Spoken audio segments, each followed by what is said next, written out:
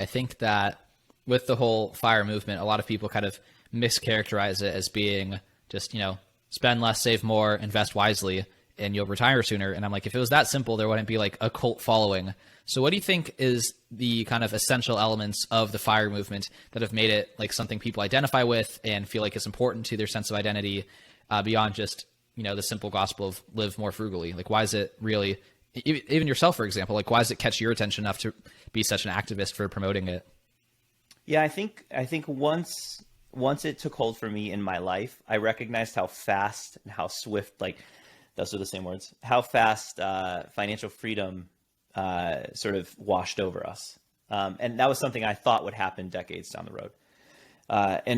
And financial independence and financial freedom for me, sort of two different things, I guess. We can, argue the nuances, but ultimately, like with financial independence, as we see it as a FIRE movement, you have this FI date, right? It's this date when your investments, the dividends that are kicking off of your investments will cover your expenses on an annual basis. Then you've reached financial independence. Whereas financial freedom to me is slightly different, where you feel a sense of freedom around your money. And like I said, it didn't take very long to feel that feeling, where you were more in control. You were in the driver's seat. You were taking control of this. And that's something that was completely foreign to me that I'd never felt prior. And so that ultimately is the answer to why I felt evangelistic about this idea and really wanted to spend my time and my skill sets, my experience towards helping other people find this. It's not so much that I'm a money expert and I know everything there is to know about, sound investment strategies, in very, very like off, crazy corners of the world. It's not like I am some expert that you should bring into a university and have lecture about investment strategies. It's about the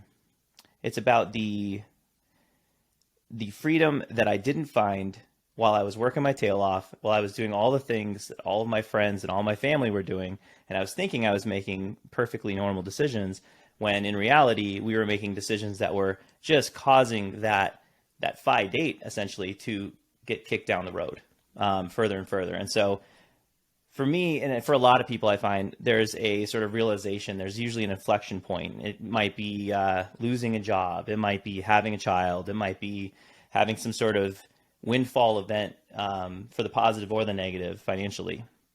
And you start to take finances seriously, and you start Googling, and the next thing you know, if you're lucky enough, you'll find this FIRE rabbit hole and you'll go down it. And then you realize, hopefully, how to work backwards from understanding how much is enough and then working towards that goal. And for me, I never had any money mentorship. I didn't understand finances enough to be responsible with my money. But even more importantly, I didn't have any guidance, and I felt fearful. So when I was thinking about investment strategy, I felt like that would be a master's degree in and of itself to understand investing. And I think that might be a little bit by design from an investor standpoint. I mean, when you see the way they write the language, when you talk about, like when you talk about fees when you're investing, and like look at what they call fees, and it's like, this is purposefully difficult. And why is that? And so I don't know. I started getting a little conspiracy theory with it, but ultimately with FIRE, it made it so simple that I suddenly felt like there was a place for me. And I'm not like this. I'm not a math expert by any means, but very quickly I started to realize how this all worked.